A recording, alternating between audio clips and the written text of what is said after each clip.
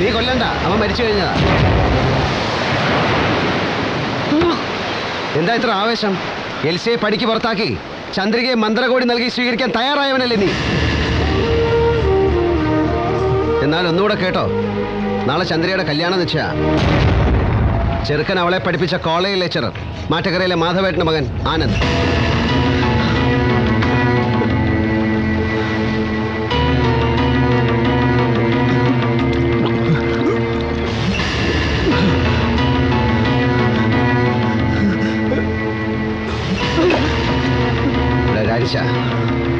ഈ പ്രേമം ഒരു ഫുട്ബോൾ പോലെയാണ്ടാ പുള്ളേ. കരലിൽ കളിക്കുന്ന ഫുട്ബോൾ. പാസ് എടുക്കാനും ഇട്ടുകൊടുക്കാനും മനസ്സുള്ളൊരു പെണ്ണ് കൂടെ കളിക്കാൻ വേണം. ഒറ്റയ്ക്ക് കളിച്ചാൽ ജയിക്കാൻ പറ്റൂല. അതാ അതിൻ്റെ ഒരു സത്യം.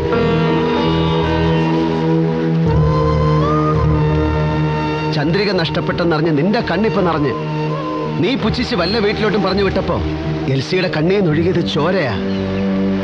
അതിപ്പോഴെങ്കിലും നീ മനസ്സിലാക്കിയാ കൊള്ളാം.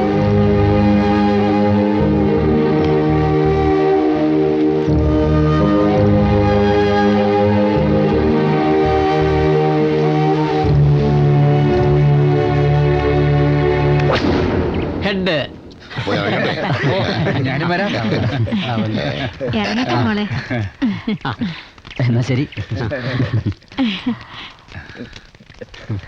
ഈസേ, ദേവി ഇവിടെ വന്ന കാര്യം ഞാൻ ഇവളുടെ തള്ളിയോട് പറയും കേട്ടാ. പാവം മിനിഞ്ഞാന്ന് ഇവളുടെ കാര്യം പറഞ്ഞ് അവര് ഒരുപാട് കരഞ്ഞു. പറ്റുമെങ്കിൽ നീ ഈ പെണ്ണിനെ കൊണ്ട് ഒന്ന് കാണിക്കീസേ, പുണ്യം കിട്ടും. അതിപ്പം ദേവി ആ വീട്ടിൽ കെട്ടാൻ സമ്മതിക്കുന്ന ശാന്തടത്തേക്ക് തോന്നണ്ടാ? അതെ, ഇവൻ ഇവളെ വിളിച്ചോണ്ട് പോകാനും ആ രാഴം വെട്ടുകത്തി എടുക്കാനും എന്തിനാ വെറുതെ കരക്കാരെ കൊണ്ട് വീണ്ടും ഒരു തല്ലുണ്ടാക്കിക്കുന്നത്? അതും ശരിയാ. പാവം ആ തള്ളയ്ക്ക് ആഗ്രഹം വരാതെ ചാവാനായിരിക്കും തലയിലെടുത്ത്. ആ അപ്പൊ പിള്ളേ, ജോത്സ്യനെ കണ്ട് തീരുമായിട്ട് ഞാൻ വീണ്ടും വരാം.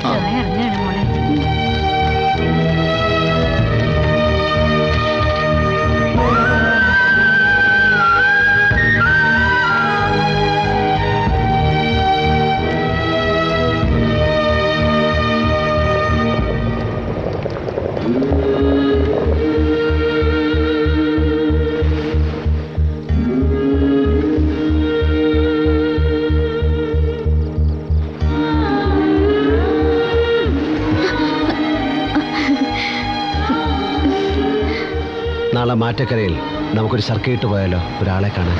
മാറ്റക്കരയിലോ? ആരെ കാണാൻ? നീ ഇപ്പോൾ ഓർത്ത് വിഷമിക്കുന്നില്ലേ? കൊതിയുണ്ടെങ്കിലും എന്നോട് പറയാതെ അടക്കി വെക്കുന്നില്ലേ? അതേ ആളിനെ കാണാൻ, നിന്റെ അമ്മയെ.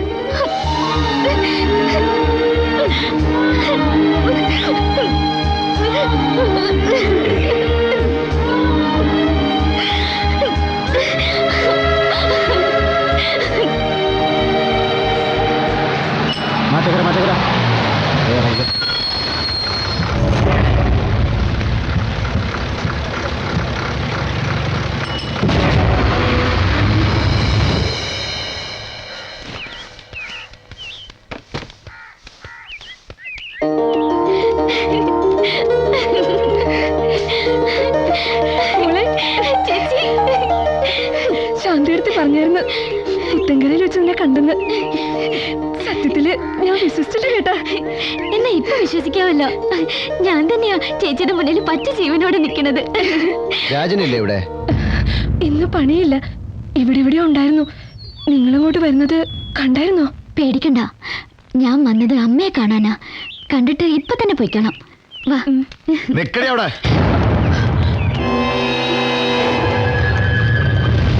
ആരോട് ചോദിച്ചിട്ടാണ് വീട്ടിൽ കയറാൻ പോണേ?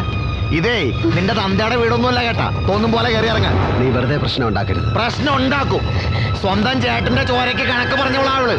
അങ്ങേര് ഉറങ്ങണ ഈ മണ്ണില് ഇവളുടെ കാല് പതിഞ്ഞ വെട്ടിയെറിയാൻ തയ്യാറായി തന്നെയാ ഞാൻ ഇവിടെ നിൽക്കണം. അതൊക്കെ കഴിഞ്ഞുപോയ കാര്യങ്ങളല്ലേ. ചെയ്ത കുറ്റത്തിന് അവള് ശിക്ഷ അനുഭവിക്കുന്നുണ്ട്. നോക്ക്, പരോള് കഴിഞ്ഞ് തിരിച്ചു പോകാൻ ഇനി 3-4 ദിവസമേ ഉള്ളൂ. അവളുടെ ഒരു ആഗ്രഹമാണ്. വയ്യാതെ കിടക്കുന്ന അമ്മയെ കണ്ടിട്ട് ഞാൻ തിരിച്ചു കൊണ്ടുപോയിക്കോളാം. നീ അതങ്ങ് പുത്തങ്കര പള്ളി പോയി പറഞ്ഞാൽ മതി കേട്ടോ. തകർത്തുകളഞ്ഞ നായിന്റെ മോനെ, ഇവളുടെ തള്ളയെ കാണിച്ചു കൊടുക്കാൻ ഉറച്ചു തന്നെ വന്ന് തടക്കാമെങ്കിൽ തടക്കണം. നീ പോയി നിന്റെ തള്ളയെ കണ്ടിട്ട് പാടി ഓടി.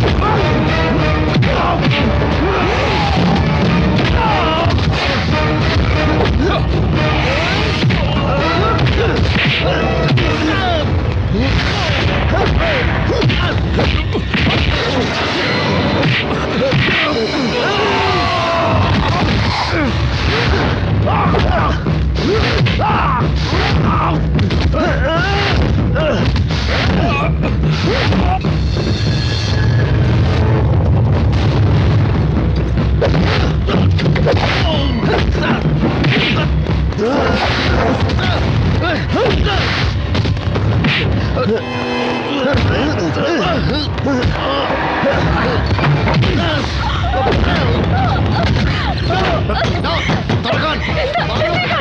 വേണ്ട ചേട്ടാ, 5-10 മിനിറ്റ് മതി ഞങ്ങൾക്ക് തിരിച്ചു പോവാൻ. അതിന്റെ ഇടയിൽ നിന്റെ ഭർത്താവ് ചത്തൊന്നും പോവില്ല. വാതിൽ തുറക്കാൻ. വാതിൽ തുറക്കണം.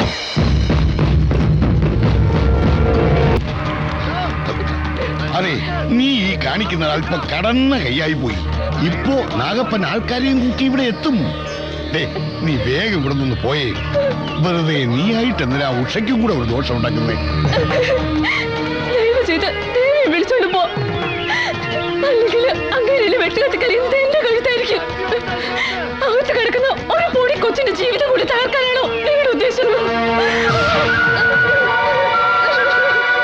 അമ്മ വിഷമിക്കണ്ട, ഞാൻ വീണ്ടും വരും. അപ്പോ അമ്മയുടെ ഈ അസുഖം എല്ലാം മാറിയിട്ടുണ്ടാവും. അമ്മ സമയത്തിന് മരുന്നൊക്കെ കഴിക്കണം.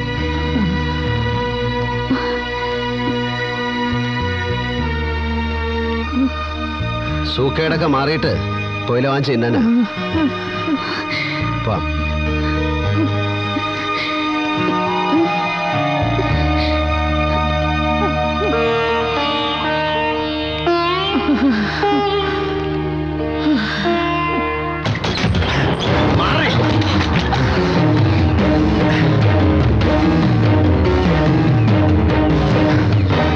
എവിടെ അവര്? അവര് പോയി. എടി, കഴിവേറിയുടെ മോളെ, എന്നിട്ട് നീ നോക്കി നിന്നു അല്ലടി?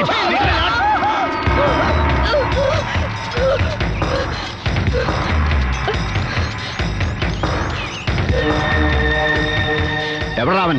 പൊക്കളഞ്ഞു. നാണം കേട്ടവനെ, ഈ നടപടിയിൽ വന്ന് എന്നെ നിന്നെ മാനം കെടുത്തവനെ വെറുതെ വിട്ടടാ. ഇത് മാറ്റക്കരക്കാരുടെ മാനത്തിന്റെ പ്രശ്നമാണ്. വിടരുതവനെ. വടാ.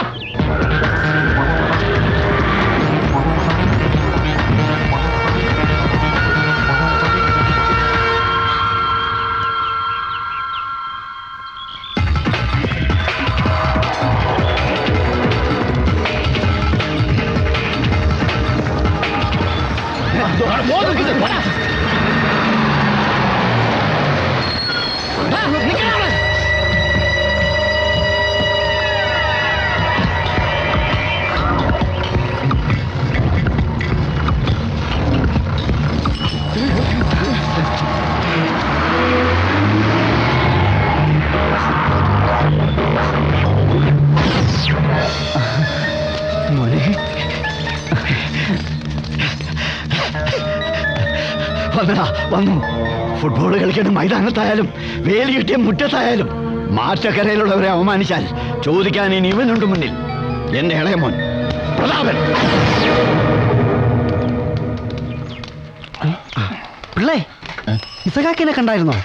അവൻ ഭാര്യയും കൊണ്ട് മാറ്റക്കരി പോയതാണല്ലേ, തിരിച്ചു വരാറാവുന്നേ ഉള്ളൂ. ഇനിയിപ്പോ ആരാ ഒരു സഹായത്തിനുള്ളത്? എന്താ പ്രശ്നം? സബാസ്റ്റ്യൻ സാറിന്റെ പെങ്ങളില്ലേ മേരി, അവര് മരിച്ചുപോയി. കഷ്ടമായല്ലോ. കഷ്ടം അതൊന്നുമല്ല, പെങ്ങളുടെ ബോഡി കാണിക്കാനെന്ന് പറഞ്ഞ് സെബാസ്റ്റ്യൻ സാർ ജസ്റ്റിനെ അന്വേഷിച്ച് കടലിൽ പോയിരിക്കുവാ. ജസ്റ്റിനെ അന്വേഷിച്ച? ആ, സംഗതി സാറിന് എന്തോ മാനസിക പ്രശ്നമുണ്ട്. കടലിന്റെ നടുക്ക് കിടന്ന് ജസ്റ്റ് നിലവിളിക്കുന്നെന്നോ അവനെ ആരോ അപകടപ്പെടുത്താൻ നോക്കുന്നെന്നോ ഒക്കെയാ പുലമ്പുന്നത്.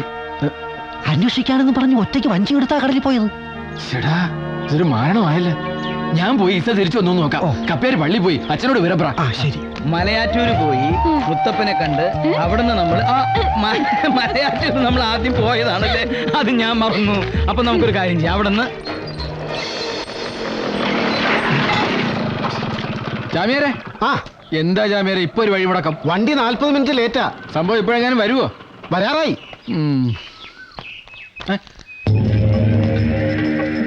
നമ്മുടെ വേളാങ്കണ്ണിയല്ലേ അത്? ശരിയാ, ആളീ ലോകത്തൊന്നും അല്ലെന്ന് തോന്നുന്നു. ദൈവമേ, ഇയാളിത് എന്താ കാണിക്കുന്നത്? വണ്ടിയും വരുന്നല്ലോ. അയ്യോ പിള്ളച്ച വേണ്ട. വേളാങ്കണ്ണി മാറിക്കോ, വണ്ടി വരുന്നു. പിള്ളച്ച ഓടല്ലേ, താക്കീത് മാറ്.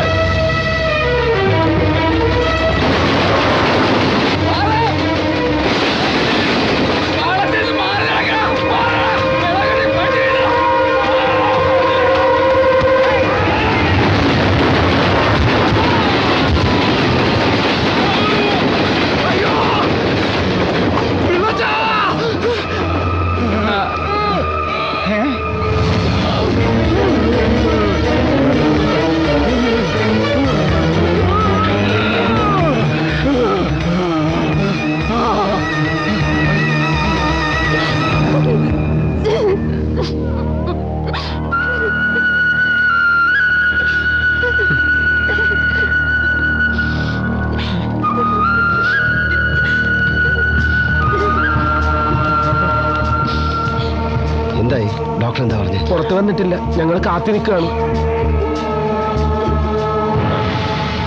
ഡോക്ടർ, പിള്ളച്ചേട്ടന് തലയ്ക്കാണ് ക്ഷതമേറ്റിരിക്കുന്നത്.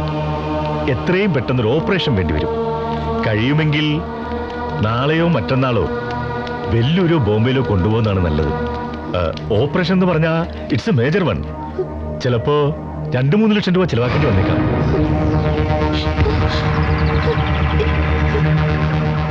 തലച്ചോറിലേക്ക് പോകുന്ന നെർവസ് സിസ്റ്റത്തിന്റെ തകരാറാണ്.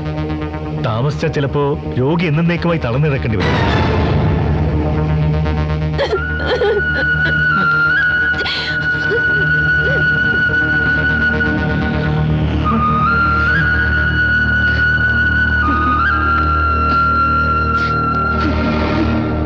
തമ്പി, എന്റെ ഏയ്,